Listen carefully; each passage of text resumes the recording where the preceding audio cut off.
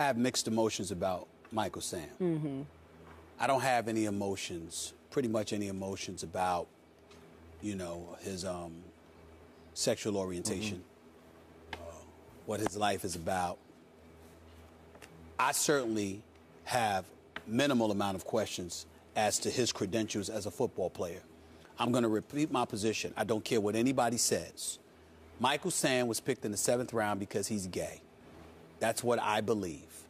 I believe that if he had not come out and announced that he is gay, that he would have been picked in the 4th or the 5th round. I'm not saying he would have been a second or first or second round pick. I'm talking about the 4th or the 5th round.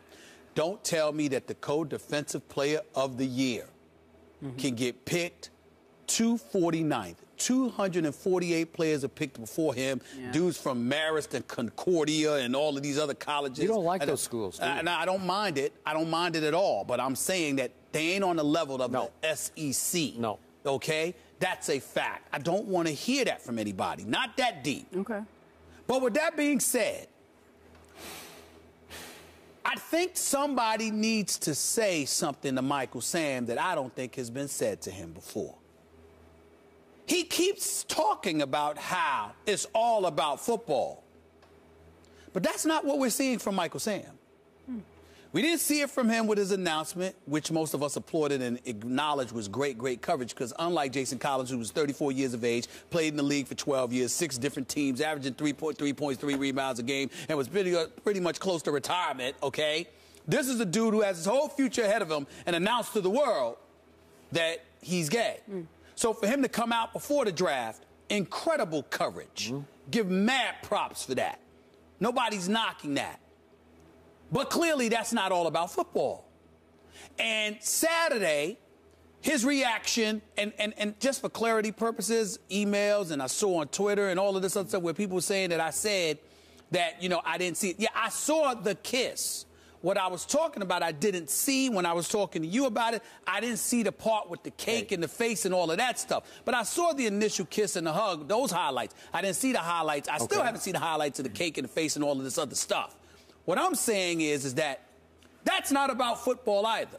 Now, that's a natural, raw emotion that he is entitled to have because any heterosexual couple may have had in that reaction. And if they got excessive with it, like I said, I would have said the same thing to him that I'd have said to them, which is get a room. Because I don't care who you are, heterosexual, homosexual, whatever. Or gay, rather. I'm going to be like, look, if it's too excessive, could you do that in private? Because I don't need to be watching it, no matter who you are. But why do you feel the need to do those things? Could it be because you want to make a statement? Could it be that you want to carry that baton? You want to be prideful with it. I'm not saying it's right or wrong. What I'm saying is I don't know how genuine you are when you say it's simply all about football. That does not appear to be the case. And if that doesn't appear to be the case, that it's all about football, and people look at you and talk to you and get the impression that you want it to be about something far more than just football, then we go back to what you said. And that is, does a team have the right to sit there and say, do we really want that kind of circus atmosphere in our training camp and in our locker rooms? See, that's where it becomes a bit dicey. So Michael Sam's going to need to think about that. He's going to need to be, if you're really, really serious about football, very, very simple. During the football season, we ain't talking about nothing but football. Don't ask me nothing else. You want to talk to me? But that's the responsibility of the media as well. That's right. No. Because they keep asking him that. No. Our responsibility is to ask questions. You don't have to answer. So you're saying he shouldn't answer? Listen, we see athletes all the time that refuse to answer questions. What's different about you? Allow me to reiterate. I would have taken Michael Sam as early as the 3rd round. That's how good a productive football player I believe he was and will be. The St. Louis Rams stole him near the bottom of the draft. But now it is time for Michael Sam to be a 7th round rookie draft pick and lock down on football only. I'm guessing that he is feeling a little pressure from various sections of the gay community to carry that flag as the groundbreaker that he is, the first openly gay man to play in the National Football League. That's quite an honor, and he's going to go down in history clearly as a pioneer.